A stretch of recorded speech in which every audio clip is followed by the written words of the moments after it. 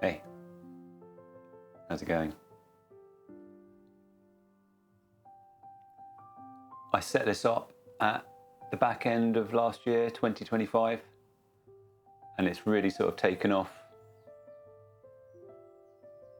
This plant that has kind of taken over is Potamogeton. Pretty sure that's how it's pronounced, but I could be wrong. It is absolutely romped away. I recently harvested a load from this area here and from the back for my 2026 contest scape. And in doing so, it seems to have kick-started a whole load of this sort of hair algae. It's like yet another struggle with algae at the moment that I'm going through. So I've had quite a lot of green water issues, and now I'm having some pretty bad hair algae issues on this one. Somebody mentioned in a recent comment on another video that maybe there's low level spores in my tap water that the water companies don't need to sort of address because it's such low levels that it's not going to cause any harm to humans. Which is making me consider, you know, all of these algae problems that I've been going through, they're not necessarily my fault or anything that I can do too much about other than, well, I mean, I can do stuff about, but maybe I shouldn't beat myself up about. But hair algae is still pretty unsightly. So what I want to do today is two things mainly with this tank. One is really pull back all of this Potamogeton. I mean, it's spectacular, but I can't really see any of the epiphytes, the Bucephalandra. There's very little sand for the corridors. There's on cue, there's one right here, it's looking pretty good. And yeah, I just want to sort of rein back in all of this this hair algae. And if what this comment was saying was true about there being, you know, just general spores in my tap water, then I wonder if it's been as a result of the overly wet winter we've had and how that's all sort of infiltrated into just, you know, the water system. I might add a bit of algae control chemical if it is. I don't know.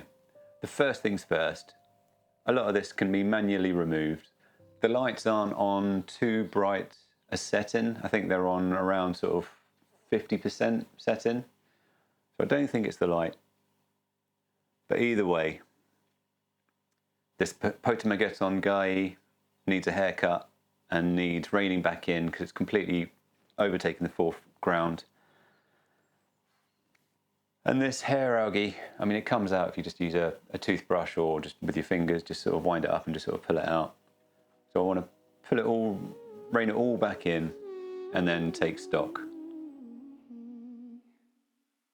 Spend my Sunday in the aquascaping studio, knees on the floor, sleeves rolled up, staring at a glass box jungle. I started little green forest, turned into a wild backyard, roots in the filter, vines wrapped around my heart.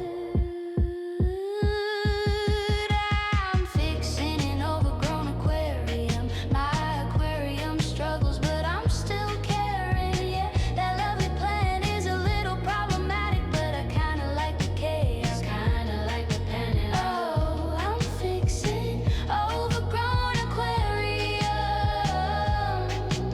tangled in the mess I made with you.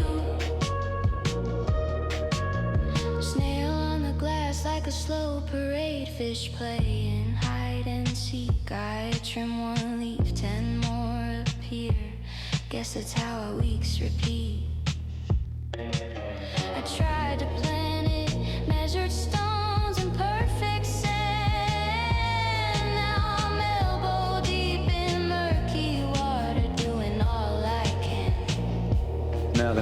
to have a look at is trying to clear this foreground a little bit. And I just want to start pulling up the bits just from this front edge, trying to be really gentle, trying to not to pull it up too fast, too quickly. Probably going to have to cut it in a bit, maybe cut off some of the roots and leave some of the roots to sort of decompose in the substrate, I don't know. But yeah, big old lumps of it. I'm really looking forward to getting this foreground back into shape.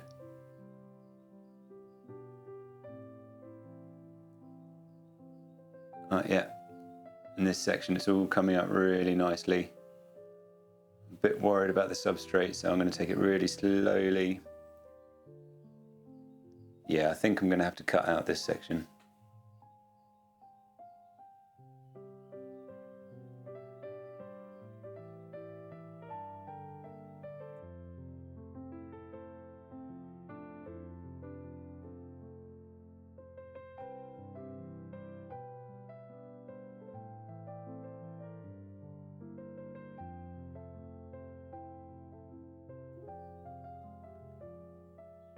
Great to see so many cherry shrimp babies that are surviving in amongst all of this algae. It goes to show that if you can make them happy in an aquarium, they will flourish. I guess the key to that is having all of this cover. I think I've said this in most of my videos I've ever made. I've only ever bought 6 cherry shrimp, and they just became really happy in my first aquascape and just started breeding. And so I've just slowly been just sort of splitting them out into other tanks and let those subsequent colonies grow. I know that, you know, all shrimp breed, but the cherry shrimp, they're just quite prolific once they're settled and happy. And that's why I use them, really. I mean, shrimp can be quite expensive. I mean, Amanos are what, a couple of quid now?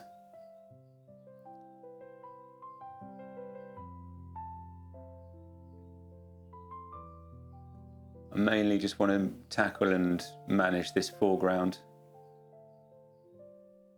But I'm quite happy to have a overly dense area behind the wood, but in front of the wood I just want a bit more foreground. So now I'll just tackle this side section and just try and sort of thin this out.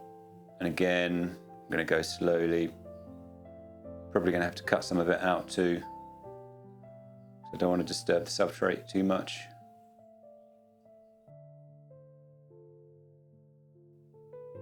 So I've just ripped out all of the front there. I've tried to create as little damage as possible.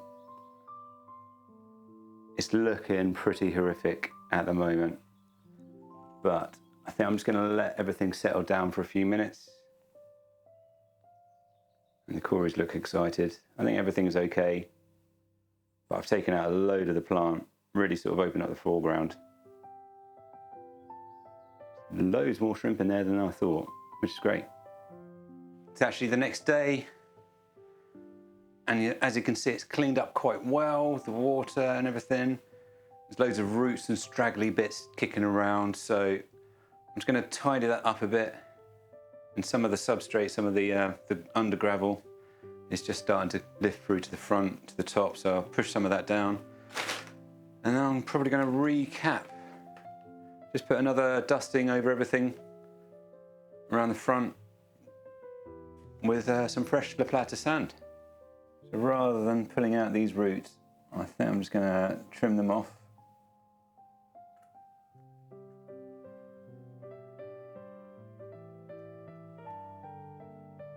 As best I can.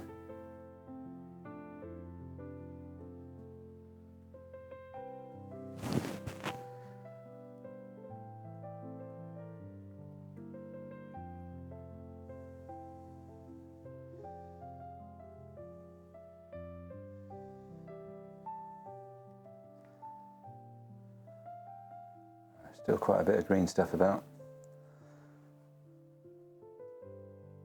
Green hair algae, that is. Yeah, a couple of runners there. I'll get rid of those because I think they'll just take over again if I'm not too careful. Yeah.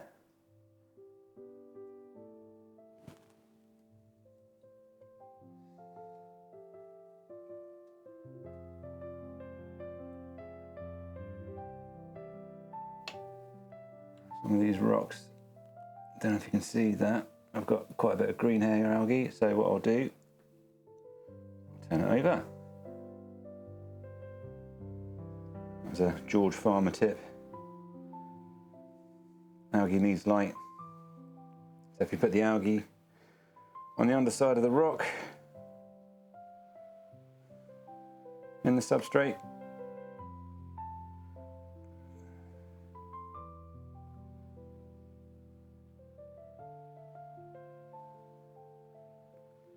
then you starve it of light.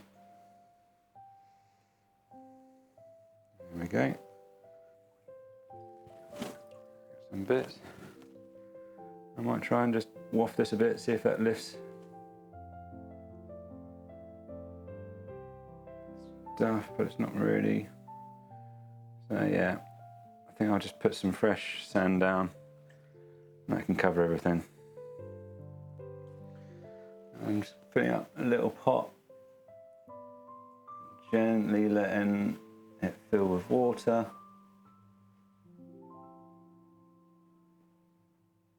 And look at this, nice layer of fresh sand. Sorry, Mr. Shrimp, or Mr. Shrimp. Look at that, fresh layer of sand covers a multitude of sins. Same again this side.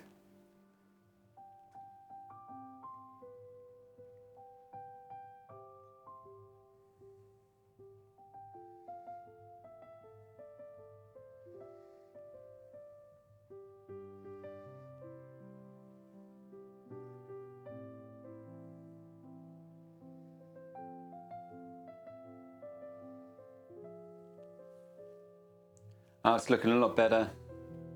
It's going to take a bit of time to recover. I mean, no one's at their best after major surgery. So hopefully this will settle back down. The fish seem all right. The cories are out, they've got more of a swim room, which was a priority. I've just given the tank a little tap. No. All the fish in here know that that means food time, so it's starting to come out. So I'll tell you what, just give them a bit of food.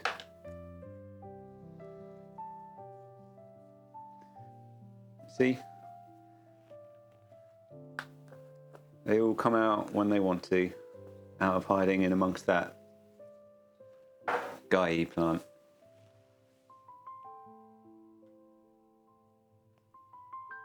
Yeah, it's quite interesting watching their behaviour in amongst it. I feel like these are the most comfortable fish I've got, so I'm wondering if they're, this is the most comfortable habitat I've created.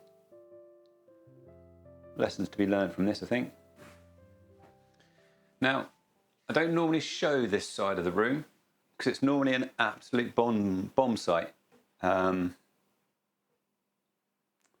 But I've noticed since trying to film some tanks up on this rack here, it's really difficult because this sofa's in the way.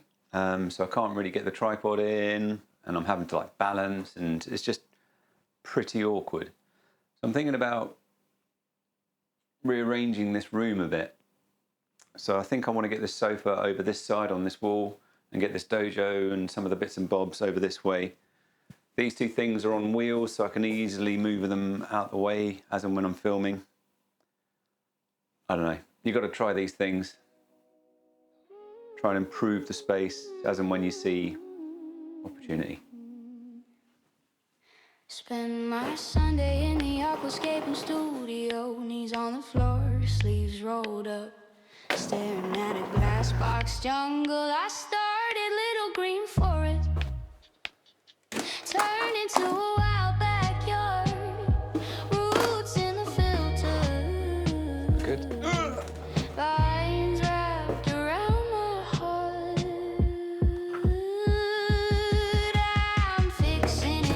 great if I could use them for something soon. Who knows? But yeah, with this, the way it's currently been set up, I just can't get access to a lot of this stuff very easily. I'm hoping just by switching a few things around, make access a little bit easier. Fish playing hide and seek. I trim 1 leaf, 10 more appear. Guess that's how our weeks repeat. I tried to plan it, measured stones in perfect sand. Now I'm elbow deep in murky water, doing all I can. I'm fixing an overgrown aquarium. My aquarium struggles, but I'm still caring. Yeah, that lovely plan is a little problematic, but I kinda like the chaos, kinda like the panic. Hey, I'm fixing an overgrown aquarium, tangled in the mess I made with you. Maybe love's just cloudy water, There we clear go. and slow. I think You pull once that wall fills up properly with aquariums, this becomes quite a nice viewing spot actually. Nice. Bit of tweaking. But I think, yeah, I'm going to stick with this for a while. Good. I think I'm going to call it there for today. I've got a couple of build videos that are due to be released soon. This one just needs another week or so before I do some final shots. I've got some more aquariums coming. So as you can see, there's underneath the dojo, there's another big 60 centimetre, and that's going to go next to this one. I've got a couple of 50 centimetres on orders to fill up this bottom space here. And from there, we'll just see how it goes. Exciting times. Growth. Growth. So I'll keep skimming till the surface shows us through. If this tank can find its balance, maybe we can too.